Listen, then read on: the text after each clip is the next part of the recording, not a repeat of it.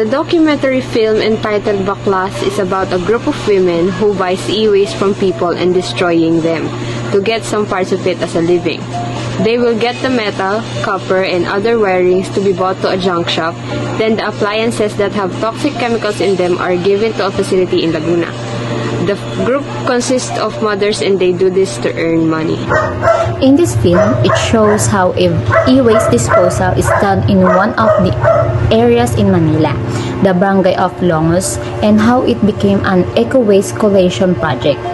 The main purpose of the eco-waste collation is for various traders organization to teach and learn the proper eco-waste submission, one of which is the information education campaign, which says not to break and burn the waste collected by traders.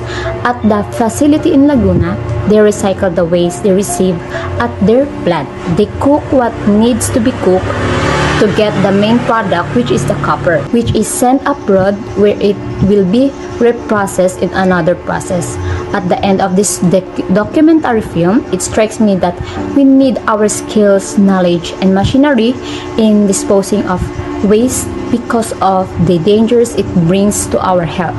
Having knowledge on proper e-waste disposal will greatly help our health as well as our environment.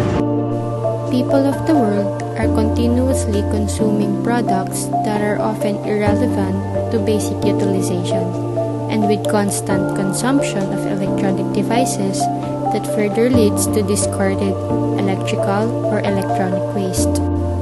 This documentary film is intended for proper disposal, innovation, refurbishment, reuse, resale, salvage, and recycling through material recovery of electronic waste.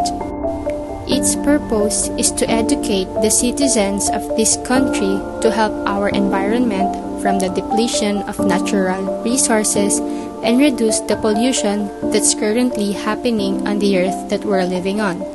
It's an eye-opener for us that there are things or ways, to be exact, that can still be useful and can generate income for many people around the globe.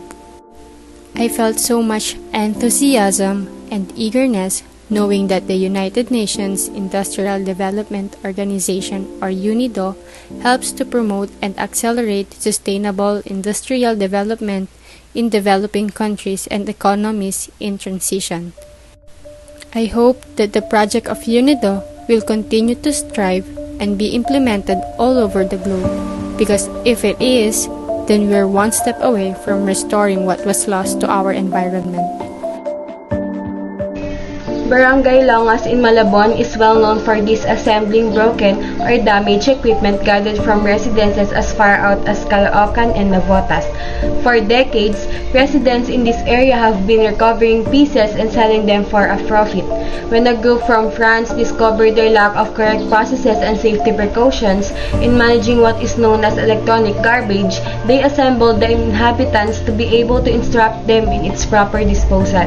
Almost half of the members are women who choose to assist their spouses in order to supplement their income. Joanna, who is 41 years old, has been doing this for 12 years and has to ride several kilometers on a pedicab, a bicycle with a sidecar, to fetch the heavy equipment and dismantle them herself. Lorena, on the other hand, works alongside her husband since she must care for their 20-year-old disabled daughter.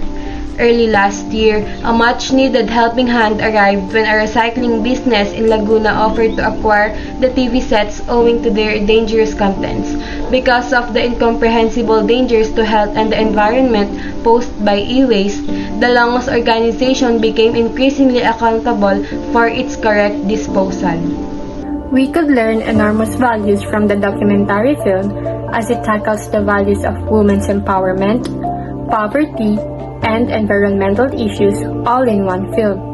Those people at the bottom are the people who are willing to do and sacrifice everything in order to eliminate the pollution in our environment. Yet, they are the ones who receive discrimination despite the fact that they truly deserve the utmost respect. Starting from reusing the iron of electronic waste, it helps to save energy, conserve natural resources, slow landfill growth, and other economic benefits. This will also greatly reduce the mining industry here on our planet. It is simply heartbreaking that those with less are willing to contribute to the betterment of our environment than those with more, who are only willing to contribute minimally or not at all.